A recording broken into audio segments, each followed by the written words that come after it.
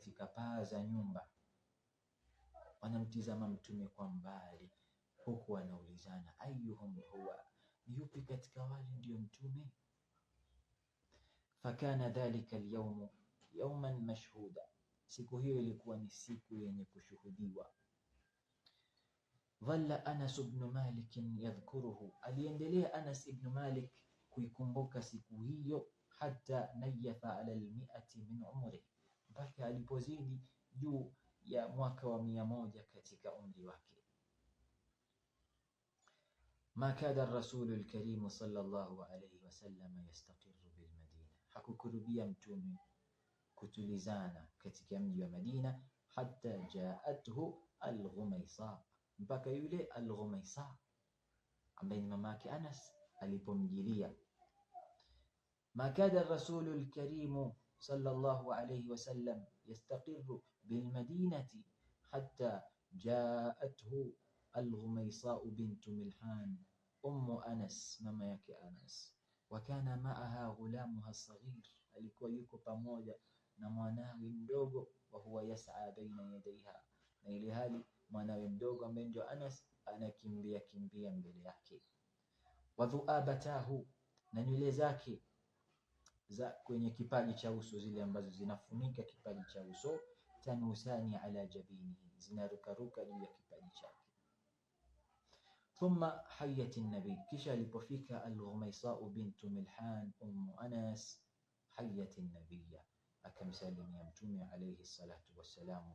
Waqalat, na akasema, ya rasul Allah, ewe mtume wa Allah, lam yabqa rajulun wala imra'atun, hajabakia mwanamume yote wala mwanamke yote, min al-ansar, miongoni mwa ansar, illa waqad athafaka bituhfa, isipokuwa amekwisha kutunuku zawadi. Wa inni la ajidu ma uthifuka bih, na mimi al-Ghumaysa bint Milhan sina cha kukutunuku ya rasul Allah, ghaira bini hadha, isipokuwa mwanangu huyu. Fakhudhu, mchukue ya rasul Allah, mchukue mwanangu. Fal yakhdimka ma shi't, na akutumikie kwa muda unaotaka. Fahasha an-nabiy, alitabasamu mtume sallallahu alayhi wasallam lilfata as-saghir, kumtabasamia yule kijana mdogo ambaye ndio Anas. Wabasha, na akamtizama kwa upendo. Wamasaha ra'sah, na akakifuta kichwa chake, biyadihi sharifa, kwa mkono wake mtukufu. Wamassa dhu'abatahu, na akazigusa zile nywele zake, bianamilihi nadiya, kwa vidole vyake vitakasifu.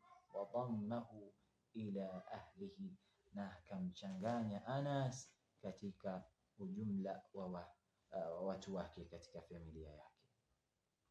Ikhwata alkiram, tunaweka kituo hapo katika somo letu la siku ya kwanza, ambalo tulikuwa tunatizama habari au historia, zile suwar, yani baadhi ya picha katika maisha ya Anas ibn Malik. Na tumeanza alipokuwa mdogo Anas, akisikia habari za mtume anakuja Madina, na kile ambacho tumekiona kwenye kitabu kwamba alikuwa na shauki kubwa ya kuonana na mtume wake. Fashughifa bihi hubba ala samaa, mpaka akawa amevutiwa naye kwa kule kumsikia tu, kwani jicho sikio, al-udhunu ta'shaqu qabla al-aini ahyanan. Na tukamwona mama yake Anas ibn Malik alipomwambia mtume kwamba watu wote hapa Madina washakupa zawadi ya Rasulullah.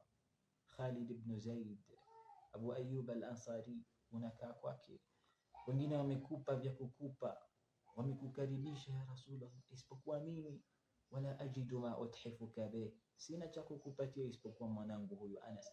Fakhudhu, mchukue. Falyakhdimka ma shi't, na akutumikie kwa kiasi cha muda ambao wewe mwenyewe unautaka ya Rasulullah. Tunaweka hapo, na tutakuja kuona zile zilizosalia katika picha na matukio ya maisha ya Anas ibn Malik radhiyallahu anhu, akiwa katika jiwar na katika family ya bwana mtume Muhammad sallallahu alayhi wasallam. Ni mambo gani ambayo alipatana nayo? Waya tura, ni vipi hichi kisa cha Anas ibn Malik kitamalizika? Yote hayo na mengine mengi tutayaona katika zile hisa ambazo zinakuja kwenye chaneli yenu hii pendwa ya Ziyaratun Wajiba. Msiondoke, kwani faida ndani yake zipo nyingi. Nas'alullah subhanahu wa ta'ala an yaj'alana mimman yastami'una alqawla wa yattabi'una ahsana. تلكم شواهد التاريخ وآثاره، لكم فيها عبرة ولنا في كل خميس قصة.